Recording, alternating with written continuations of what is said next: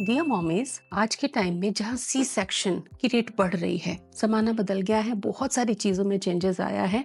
आप केवल यही नहीं कह सकते कि डॉक्टर्स कर देते हैं, बल्कि प्रेग्नेंट मॉमीज की भी लाइफस्टाइल में, जीने के तरीकों में, प्रेगनेंसीज में बहुत फर्क आया है।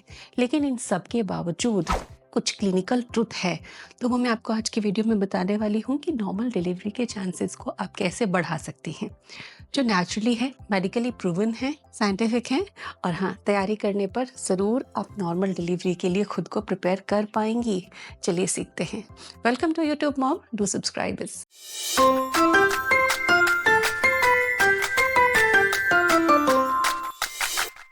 देखिए, नॉर्मल डिलीवरी कोई लक से नहीं होती, तैयारी से होती है। पहले के समय में मशीन्स कम थी, सिलबट्टे का इस्तेमाल होता था, चक्की का इस्तेमाल होता था, हैंड पंप यूज होता था। इवन मूवमेंट भी डेली रूटीन में, घर के काम करने में मूवमेंट भी ज्यादा था। आज के टाइम में घर बैठे 5-10 मिनट में डिलीवरीज आ जाती हैं सामान की। हमारा मूवमेंट कम हो गया है, मशीन्स इतनी है कि हमारा जो मसल्स में फ्लेक्सिबिलिटी होनी चाहिए वो उतनी नहीं है, एंड्योरेंस कम हो गया है।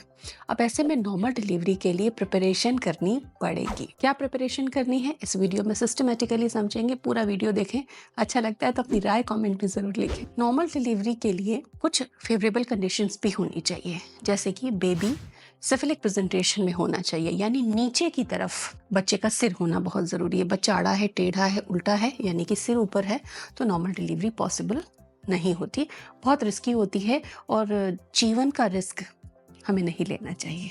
माँ की कंडीशन, माँ एनीमिक है, ताकत नहीं है माँ में, माँ बेहोश हो गई है, ऐसी बहुत सारी कंडीशन होती हैं ड्यूरिंग लेबर भी, कि नॉर्मल डिलीवरी के लिए आप गई तो हैं, लेकिन लास्ट मोमेंट पे ऐसा कुछ होता है कि सी सेक्शन करना पड़ता है माँ बच्चे की सुरक्षा के लिए। लेकिन हम तैयारी ज़रूर करें जिससे कि लक भी हमें फेवर कर सके। कई फैक्टर्स पर बेबी का हेड डाउन पोजीशन भी डिपेंड करता है, जैसे कि आपका डेली वॉक करना, बहुत एग्रेसिव ना हो जाना। बहुत एग्रेशन से कई बार बेबी लास्ट मोमेंट में जैसे तैसे मूवमेंट करता है, लूप्स आ जाती हैं।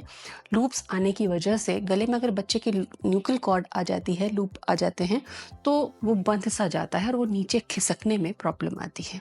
तो ओवर एक्साइटमेंट में माँ ना रहे, ताकि बच्चा बहुत ज़्यादा एंशियस होकर बहुत तेज़ मूवमेंट करके लूप में ना फंस जाए। हर दिन वॉक करिए, खुद को शांत रखिए, स्ट्रेस फ्री रखिए, हाइड्रेशन बहुत अच्छा रखिए। लेफ्ट साइड सोने से बच्चे का ग्रोथ, उसका ब्लड फ्लो बहुत अच्छा होता है और सारी चीज़ें नेचुरल कंडीशन को फेवर करती हैं। तो कोशिश करना है कि ज़्यादा लेफ्ट साइड सोना है। पीठ के बल सोना हमें कोशिश करना है टोटली अवॉइड करना। लेफ्ट साइड से जब आपको जकड़न परेशानी हो, तब आप राइट करवट ले सकती हैं चेंजिंग के लिए। थोड़ी देर के लिए कोशिश करना है ज़्यादा हम लेफ्ट साइड सोएं, इससे बच्चे को ऑक्सीजनेटेड ब्लड अच्छे से मिलता है।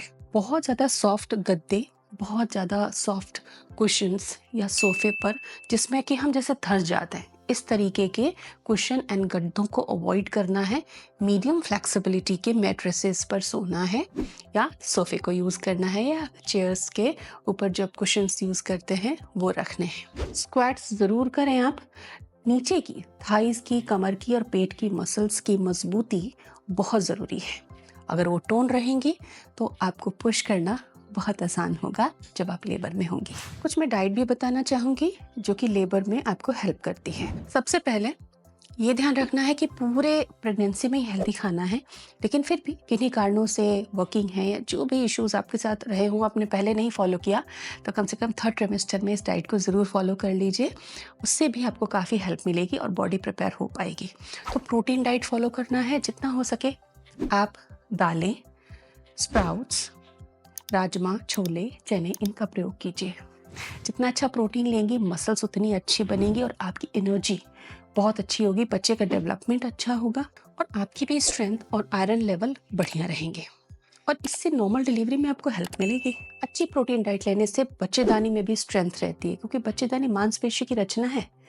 प्रोटीन आपकी यूट्रस को भी स्ट्रेंथ देती है। कैल्शियम मैग्नीशियम सप्लीमेंट्स हालांकि प्रेगनेंसी में लेते ही हैं, 1000-1200 तक maximum mg calcium magnesium vitamin D के साथ में आप ले सकती हैं। इससे कॉन्ट्रैक्शंस सही तरीके से बन पाते हैं। तो दूध दही की चीज़ें खानी है और सप्लीमेंट भी लेना है, क्योंकि बच्चे के डेवलपमेंट के लिए भी कैल्शियम चाहिए और माँ की बॉडी को नरिश्ड रखने के लिए भी कैल्शियम, मैग्नीशियम और विटामिन डी चाहिए। हेल्दी फैट आपको ज़रूर लेना है। हेल्दी फैट कुशन की तरह काम करता है हमारे टिश्यूज़ में। घी है, ड्राई फ्रूट्स हैं, इनको डाइट में ज़रूर रखें। हेल्दी फैट्स आपके सस्टेन्ड हार्मोन लेवल को भी सपोर्ट करते हैं। कॉन्स्टिपेशन आपको नहीं होना चाहिए, इसलिए फ्रूट और फाइबर का कॉम्बिनेशन रखें।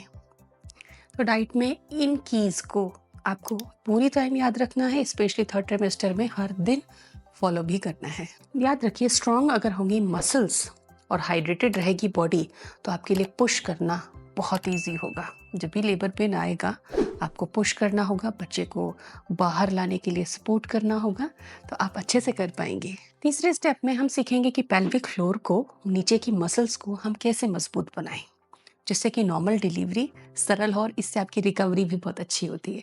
6-7 दिन में आप काफ़ी रिकवर करने लग जाती हैं डिलीवरी के बाद। पेल्विक टिल्ट्स करना, प्रीनेटल योगा करना, बटरफ्लाई स्ट्रेचेस और डीप स्क्वेटिंग, जो कि रिस्की प्रेगनेंसी में, हाई रिस्क प्रेगनेंसी या किसी कॉम्प्लिकेशन में बिना गाइडेंस के आपको नहीं करना है। डॉक्टर से बात करनी है, योगा एक्सपर्ट से बात करनी है, क्योंकि पर्सन टू पर्सन चीज़ें डिफ़र करती हैं और कहीं योगा करके आपने अपनी कंडीशन कॉम्प्लिकेट कर ली तो परेशानी आपको होगी।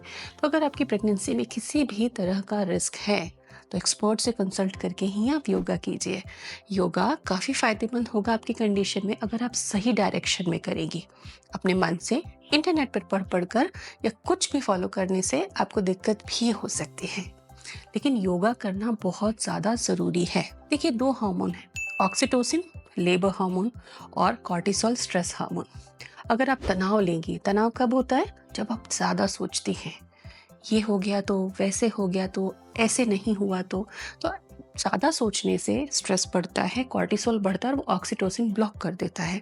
तो अगर आप 9वें महीने तनाव में चली गई तो ऑक्सीटोसिन ब्लॉक होगा और लेबर का प्रोसेस मुश्किल हो सकता है, नेचुरल लेबर इंड्यूस नहीं होगा। इसलिए हमेशा हम कहते हैं कि घी पीने से, खजूर खाने से ही केवल नॉर्मल डिलीवरी नहीं होती, आपको खुश भी रहना होगा। बुरे एक्सपीरियंस वाले लोगों से थोड़ा बच के रहिए, नेगेटिविटी से बच के रहिए, ओवरथिंक मत कीजिए। डिलीवरी प्राकृतिक प्रक्रिया है, जैसे बच्चा गर्भ में आया है वैसे वो जन्म भी लेगा, बिल्कुल प्राकृतिक प्रक्रिया है। इसको negative experiences, horror, fearful stories से कॉम्प्लिकेटेड मत बनाइए। नेचुरल रहिए, मेडिटेशन कीजिए, म्यूजिक सुनिए, बढ़िया खाइए, फैमिली के साथ टाइम स्पेंड कीजिए, आप खुश रहेंगी। कई फीमेल्स 9वें महीने एक्टिविटी रोक देती हैं, ये गलत है। डिलीवरी से पहले ना तो आपको फिजिकल एक्टिविटी रोकनी है, ना वॉक रोकना है। हाँ, एक साथ लंबा वॉक आप नहीं कर पाएंगी, हो सकता है 9वें महीने बेली का साइज इतना हो तो बेली बैट का सपोर्ट ले लीजिए, लिंक मैंने दिया है इस वीडियो में। वॉक करते रहिए, योगा करते रहिए, पानी अच्छा पीते रहिए। किसी भी चीज़ में कटौती नहीं करनी है कि अब तो लास्ट मंथ है, अब क्या तैयारी करनी है, अब तो हो नहीं होगी तो हो जाएगी, ऐसा नहीं है। लास्ट मिनट तक आपको अपना एक अच्छा रूटीन मेंटेन करना है, नींद का रूटीन, खाने का रूटीन और योगा का रूटीन। नेचुरल डिलीवरी एक नेचुरल प्रोसेस है, जब आप नेचुरल रहेंगी तो नेचर भी आपको सपोर्ट करेगी। Good luck.